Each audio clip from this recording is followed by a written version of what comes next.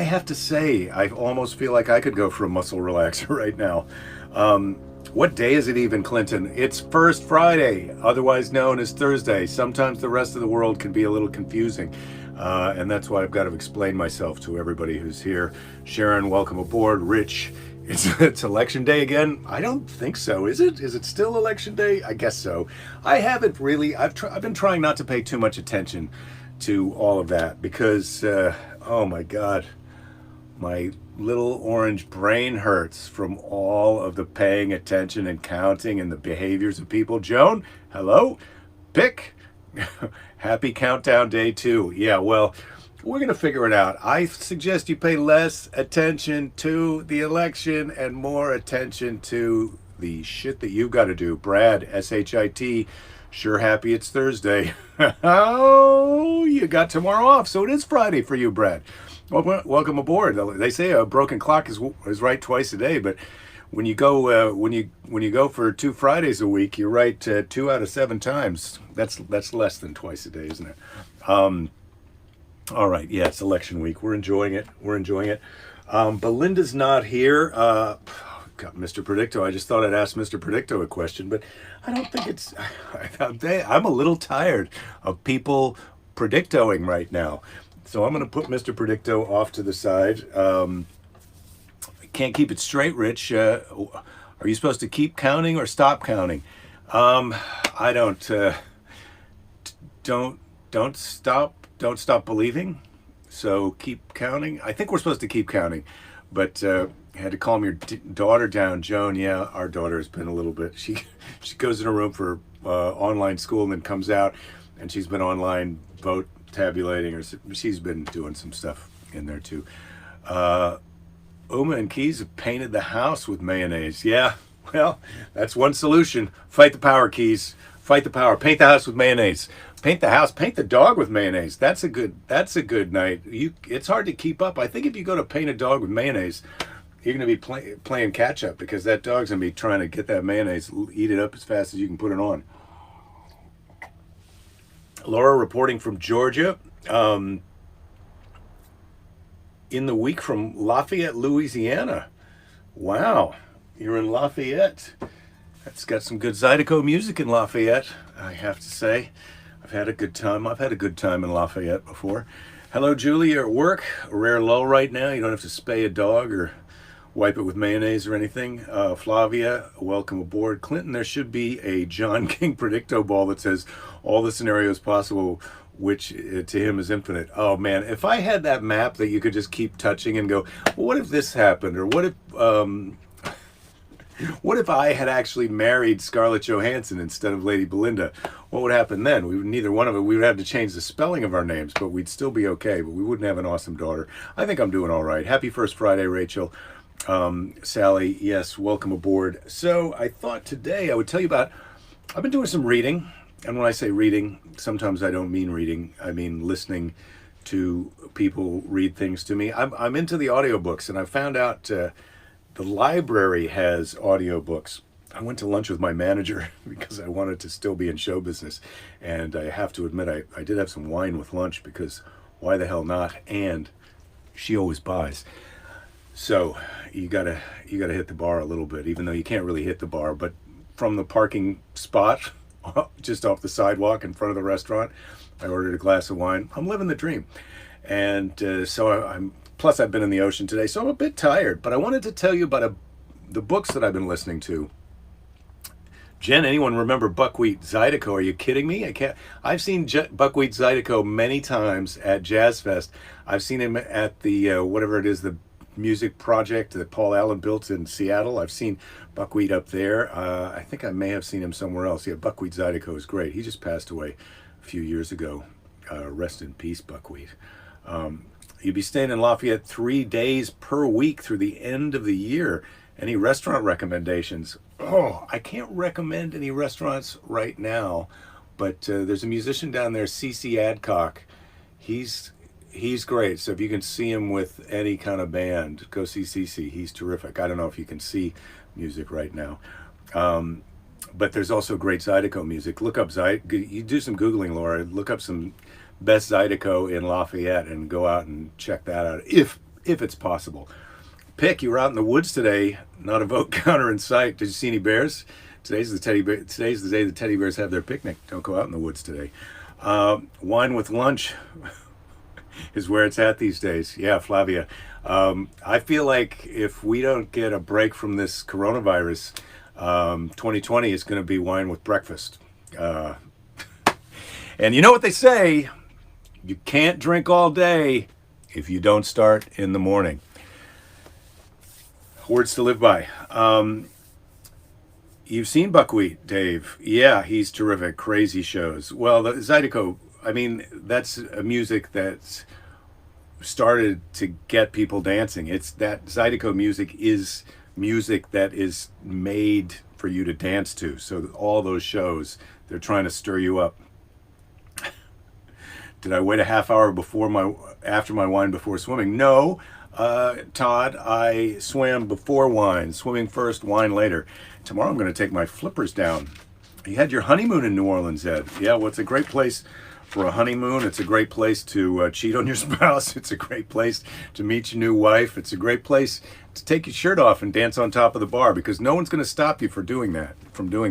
Started watching Decline of Western Civilization series, Keys. First one is about California punk. Yeah, I knew that. Part of a bunk.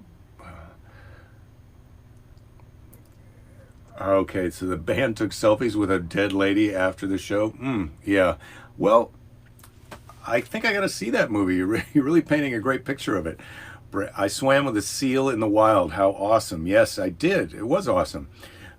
Seals can swim 3 times faster than an Olympic swimmer. Well, we didn't have a contest, Brad. The seal was just kind of looping around and checking out people. There were quite a few surfers in the water, too. Stephanie, I didn't shout out, but let me shout out to you. Stephanie, shout out to Stephanie. Sorry about your computer freezing. Belinda is currently at the beach with her friends. Not all of them, because I'm here, but some of them. Julie, rum in your breakfast sometimes on a day off. How very piratey. Yo ho ho to you. Jen, you have no idea where you are right now. Well, I assume you're in your house and you're in front of your phone or your computer or something, and you'll be fine. You'll be fine. Set an alarm for 24 hours from now, and I'll be right here to bring you back down. Wow, Rich, you swam with whale sharks in the Philippines. That must have been beautiful. I have been down to Cabo, Dave, and I've been there a few times. Belinda and I stayed down there at the Cabo Surf Beach Hotel. I don't have the hat in here because I think Belinda's reappropriated it. Which is faster, a seal or an otter, Keys is asking. I think it's a seal, but I'm not positive. There's some questions about Sasquatch. I don't know much about that. Julie says, Jen says, asking Julie if she says she has rum. Should she put some coffee to ramp up the pain relief with the muscle relaxers? Yeah, I don't think you want to mix alcohol with the muscle relaxers, but that's conventional wisdom, and we're way past conventional wisdom right now. But if you're going to do that, get a spotter, Jen. You need a spot. If you're mixing alcohol with painkillers, you got to have a spotter. So the books that I've been reading, audiobook reading, so one of the things that I like, and I have said so a couple of times, but that's the wine sowing. Belinda's been subscribing us to the New York Times for a while. I love to get the book reviews, Sunday Times, New York Times book review, and then I'm reading, and there's a mystery book that has just come out by this author, and this is her 16th in the series. And I found out the first one came out in like 2004, so she's been writing a book a year for 16 years. And the author's name is Louise Penny. She's a Canadian, and she writes these mysteries about Inspector Gamache, I think. He's got a Frenchy name, and he's from Montreal, but the mystery, at least the first year, takes place in this town called Twin Pines. And it's this small Canadian town, and there's been a murder, and he's there, and he's very patient, and he takes his time, and he's thoughtful, and he's nice to people, and they're sort of jerks, but it's a small town. And I listened to this audiobook, the first in the series, I wish I could remember now. It's called Still Life, and I really recommend it. So the other book that I recommended, that time travel book, Replay by Ken Grimwood, that was a guy book, and this is not a girl book, but it's written by a female author, and the sensibility of it is just, I mean, it's a murder mystery, but it's just a very gentle, thoughtful murder mystery, and there's a art element, and I just found it very relaxing, and I hate to say sublime, but it was sublime. There's something that happens at the beginning that you kind of get resolved later on, in addition to the murder, and it just was really nice. So I can recommend that, Still Life by Louise Penny, and I'm going to check out the next in the series audiobook of hers by about the same detective, from the library. You can check out the audiobooks from the library on the app on your phone. Hello, knock knock, old people. Yeah, the library's on your phone now, and you can listen to audiobooks from the library, and it's free. So that's what I'm going to do. I'm going to listen to the next one. As I got it listening to the first one, I thought, well, I'm finding out about this. I'm very sophisticated. I'm doing something the New York Times told me to do. And then by the end of it, I was like, that was really nice. It was like the whole time I was listening to it, I felt like I was on a very pleasant vacation. And at the same time, I was involved in a murder. So highly recommend that. And the other book that I'm just finishing up, also audiobook, is by Chuck Klosterman. And it's called What If We're Wrong? And it's very interesting. He's a music critic, and he starts off talking about opinions about music and top 10 lists, and he kind of segues into science. And this is a question that I've asked one of my friends who's a neurologist over at UCLA, a legit scientist. And I talk to him all the time about, climate change models are just models. They're mathematical, and I can't ever talk to Belinda about this, but, how accurate, how sure can we be of these mathematical predictions that we're making about the consequences of what we're doing? And certainly what we're doing is going to be bad. There's going to be bad consequences, but the magnitude or the specificity of those consequences are odd. And so that's one thing that I talk about with my science friend. And another one is what's talked about in this book, What If We're Wrong, is kind of about what will future human beings 100, 200, 500 years from now think about us, and are there some things that we absolutely know are true now that we'll think are stupid later on? And it's an interesting premise. For example, it took how many years? The guy who told doctors, surgeons that they should wash their hands before operating, that guy was almost ruined, laughed out of the room. And so is there anything like that we believe now that we're just absolutely sure about? And we are so positive that we're this close. Oops, somebody called me on the phone. I hope that wasn't too glitchy. We're so sure now that we're this close to knowing almost everything, but we don't. Anyway, this book, Chuck Klosterman, he's funny, and that's another book that I got from the library, but I can recommend it. So there you go. All right, what's been happening in the chat here? Recommend anything by Paul F. Wilson. He's a repairman. His Repairman Jack series is terrific. I'll check that out. Thank you, Bob. And Todd is asking, what did my agent say about gigs? Well, my agent for a while now has been saying, there's no gigs. The club in Chicago, for example, Zanies, that I work, had been open with limited capacity, but now they're going to more limited capacity because of increased COVID numbers. And so I think they're going to close until things get a little better. And so basically my agent said, look, everywhere around the country is either closed or the capacity is so limited that it doesn't make economic sense for you to fly in. Plus, as I've mentioned before, I don't want anybody to show up at my show and get sick. As much as I want to see you and you want to see me, we're just going to be cool right now. But my agent said even if you wanted to, you couldn't. And the only gigs that are really kind of available right now are the Zoom shows, which are arguably terrible, and the drive-in shows, which are kind of the same. What you want is to be in a room with people where you're talking, you're hearing their response, and you can address people. I mean, we've got more intimate contact on this show than you'd have at a drive-in stand-up comedy show. So my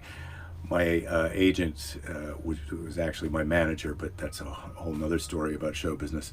My manager says no gigs right now. Jen, you're replying to yourself instead of Keys. Well, give yourself a break, Jen. You're on jacked up on painkillers.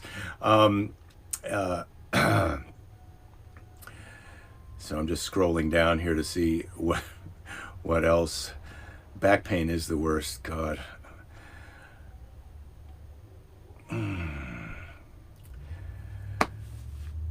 So Keith is saying same thing in medicine. When they say practicing, they mean it. Treatments change all the time. Yeah, I think so. Dave is saying Funny Bone in Columbus is doing some shows. Seems like a horrible idea. Yeah, I'm not ready to go do the shows, and I would caution people who want to attend the shows. I love the Funny Bone in Columbus and the staff and the people who own the place, and especially their new bigger venue, which is kind of maybe a little bit too big for me, I think, is the reason I haven't been back to Columbus in a while. But yeah, I look, support comedians, support the entertainers and musicians that you love, and support your local bartenders. But you know, I don't know about going out right now. Oh, your back has never been that bad. Yeah, Jen. Oh, I feel for you. I feel for you. So where are we at? Oh God, Jen, you're getting help to move to bed. Yeah, love you, Jen. I hope you're feeling better. Take care of yourself. Maybe, hopefully, you feel better tomorrow. Scott, welcome aboard. You've missed a bit of book recommendations. I'm not going to repeat myself, but all of this is available in perpetuity throughout the universe on the internet. Clinton saying I would not trust Ohio for sure. Well, Clinton used to live in Ohio, and I've been to Ohio a lot. But Dave, met you at the Funny Bone, remember? Well, I did have a little bit of wine with lunch, Dave. So I've forgotten a lot of things, but I'm sure it'll come back to me tomorrow. Oh, Carol, you're buying your favorite band's T-shirts and CDs. Well, good for you. Brad says, once they open up after COVID-19 pandemic, I told a group of friends that when you come to or near Milwaukee, Wisconsin, I'm taking them to see you. Oh, well, that's very sweet. That's very sweet. But now you're a COVID hotspot. Yeah, as your governor says, just wear a freaking mask. Well, wear a freaking mask, stay home. I mean, today at this lunch place, usually this is a place that I walk by all the time, and I'll see, 10, 12 tables at lunchtime. And we were the only people having lunch today. I think around here, people are a little bit nervous or staying home for whatever reason. There were people walking on the sidewalk, but they boarded up businesses for, of course, the riots that didn't happen. Support your local sheriff, James Garner. Is that a movie? It sounds like it. James Garner. I mean, look, the Rockford Files, come on. Maybe I got to watch some Rockford Files. That's some comfort TV right there. God, I love the Rockford Files. The way he would just investigate. He was always getting punched. I mean, he was a good detective, but he was bad. He was bad at getting punched all the time. So you're working your way through the Queen's Gambit, Ed. Yeah, that's on our list. I think we may be starting that tonight. Belinda and I are suckers for what the zeitgeist tells us to watch. But we've also had friends recommend the Queen's Gambit on Netflix, and we're working our way through Truth Seekers on Amazon. The show with Nick Frost and a little bit of Simon Pegg, not too much Simon Pegg. They sort of bill it as it's, hey, the two of them are back, but it's a little Simon Pegg, mostly Nick Frost. But it's funny, and it's also kind of light and sweet. And in these times, as I said with the Louise Penny books earlier, it's nice to have something that's not too emotionally intense or aggressive or disturbing. And so Truth Seekers I like because it's kind of X-Files-y type stories, and Malcolm McDowell is in it, so good night. Yeah, I'm down. So what happened here? Danny DeVito ran in Pennsylvania. He did not win and was not the Danny DeVito. Yeah, I bet. I don't think the Danny DeVito is running for office. He's a little bit smarter than that. Sasquatch versus Otter Keys. Look, Obviously, we're going to say if, in a home game, on a home game, the otter's got a chance. You get the Sasquatch in the water, I think the otter has a fighting chance. But that size differential, that's going to be the dominating factor in a land battle between a Sasquatch and an otter. Now, the otter gets the first blow in. If he can open up a major vein, maybe he can hang on long enough that the Sasquatch is going to bleed out. But I like the Sasquatch on land, and I give the otter a fighting chance in the water. But I got to say, it's still probably anybody's ball game, depending on the Sasquatch's water skills. All right, I'm glad I could answer that. These are my favorite questions. All right, where are we at? Bob is saying a friend of mine worked at a private club famous for celebrities. Asked him once who was the nicest guy, and he said without hesitation, James Garner. Well, Bob, thank you for that. I like to believe that, this is the never meet your heroes, because they can turn out to be having a bad day and they give you a bad feeling. I met Bill Murray one time and it was not pleasant, and I still love Bill Murray, but I just caught him wrong. And it wasn't so great, but I'm glad to hear that about James Garner. Rest in peace. The Streets of San Francisco, great '70s show. Carl Malden and Michael Douglas. Yeah, that one's a little more intense than I remember the Rockford Files being. Now everybody has the Rockford Files theme song in their heads. Ba, ba, ba, ba. The other thing about Jim Rockford is he would shave while he was driving. I always liked the idea of shaving, driving. So you see ladies putting on their makeup, but James Rockford would be driving around shaving with the electric razor in the car. Love that. Love that. Yes, Brad Angel was his sort of sidekick or weird informant guy.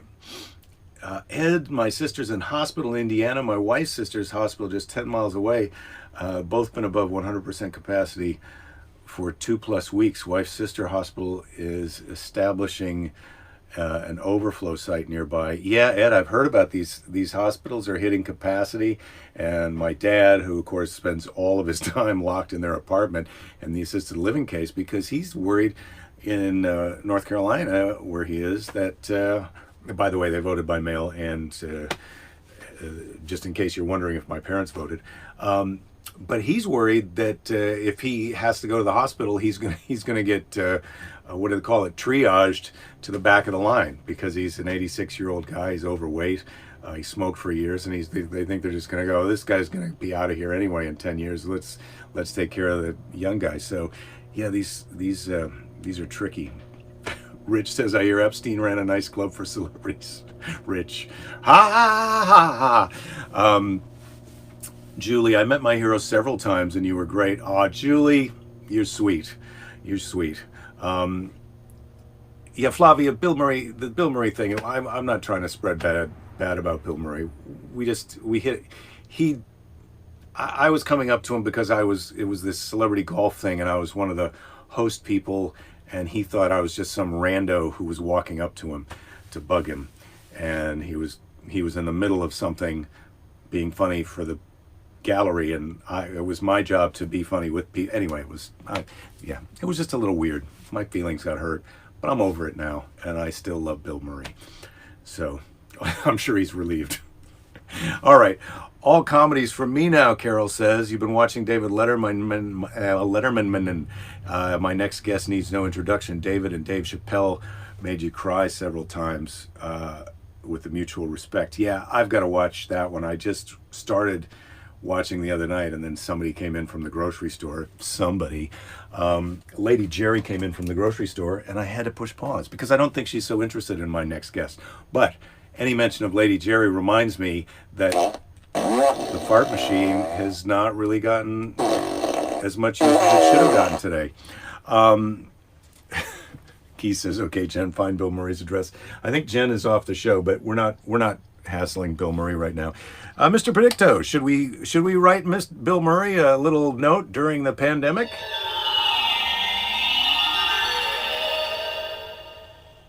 I am confident it is no. Yeah, Mr. Predicto backs up my initial idea. Let's not write Bill Murray during the pandemic. Maybe after. All right, I'm going to pull a question out of the box. What was the best TV sitcom ever? No bullshit. That is the question I just pulled out of the box. Best TV sitcom ever. Man, I like to go back to those shows. Man, I was just listening to something on TV where they were talking about Barney Miller. And I'm not saying that Barney Miller was the best sitcom ever, but it's one that I used to love watching when I was a kid. And the great thing about Barney Miller was it was a TV drama, and it sort of it was a precursor to Hill Street Blues. Barney Miller was in New York, and Hill Street Blues was obviously in Los Angeles. Well, not obviously, but it was in Los Angeles, Hill Street. And but the police, and NYPD Blue also. So Barney Miller sort of looked like NYPD Blue, the inside of the office. But in Barney Miller, they never left the office. They had a wide shot where you could see the whole room with the holding cell and Barney's office. And sometimes they would be in Barney's office, and sometimes they'd be in a holding cell, and sometimes they'd be out in the big room. But that was it. They would talk about being at home. I mean, maybe in the history of the show, I don't know how many years it ran, they left there every once in a while. But the whole show was in that one small set. It was kind of like All in the Family. They hardly ever left that living room. And I thought that was, I like the idea of a show like that, where the whole show, like this show, it takes place right here. The other day when I turned the camera around, people were surprised that there's more room on that side of the camera. And I would say, we're probably on this third of the room, and then there's the middle third and the, well, you know how thirds work. So I do like a show like that. So I don't know if that's the best one or not. Recently started watching Cheers again.